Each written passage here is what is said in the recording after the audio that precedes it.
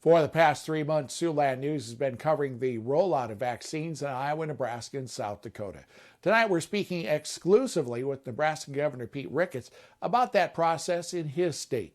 Here's part of his conversation with our Katie Koppel. How do you think the state handled COVID-19 during this last year? We struck the right balance here in Nebraska between slowing the spread of the virus and allowing people to live a more normal life. We took steps to be able to make sure that people could get a hospital bed, an ICU bed, or a ventilator when they needed it. And that was what we really made all of our decisions around, was being able to provide that acute care for people who were going to require that. And then making sure that we could allow people to have the other things that go along with living the good life here in Nebraska. And I think if you look at the statistics, we've been able to keep our mortality rates down. We've been able to provide that hospital bed.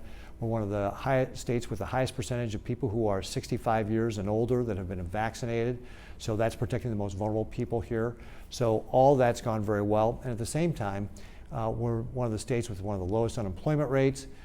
We've been able to get our kids back in schools. We're the #2 state for getting kids back in schools, so that's a big deal. So it's been a balance that we've struck here that I think has been successful. Is there anything you would change looking back on March 2020 to now? Is there anything you would change in the state's response to the virus? Yeah, there isn't anything major we would change. I mean, we made the best decision we could at the time with the information we had. And so I'm not one to, go back and try and second guess decisions that, we tried to do the best job we could. Certainly if we'd known the pandemic was coming, we would have stocked up more on PPE or things like that, but we didn't know those things, so we just did the best job we could. Could we see big events like the College World Series back in Omaha this summer? Yeah, absolutely. So with our directed health measures, we're really not going to have any restrictions on any sort of outdoor events. And the only real restrictions we have right now are for indoor events of 500 or 1,000 people or more. You have to work with your local health director to get a plan put in place, but you can even still have those events, you just have to have a plan in place. Has the state received the vaccine allotment that they'd hoped for or had planned for from the government? Well, we certainly would like to get more vaccines. The federal government distributed the vaccines based upon your population above the age of 16. So relatively speaking, Nebraska got fewer because we're a younger population.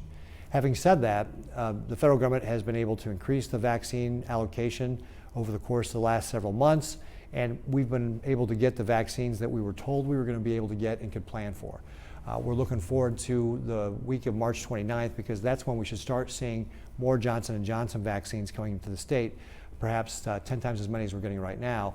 And that'll be good news for us to be able to help, again, knock out a lot more people with the vaccines, get a lot more people the vaccines. And there's still a lot of people who are hesitant to get that vaccine, maybe for the rush that they feel that was behind the rollout, or maybe for different views. Do you have a message for those who are saying maybe not yet? Yeah, certainly, the vaccines are all 100% safe and effective at keeping you out of the hospital and keeping you from dying. So they're safe and effective. Please get the vaccine, because that's at the end of the day how we work our way through this pandemic. So we want people to get educated on it. The state has a campaign that we're running right now. There's other groups out there like the Do Right Now campaign that is funded by private interests. We're working directly with different communities of color to be able to do outreach there. Our local public health director is doing a great job on that.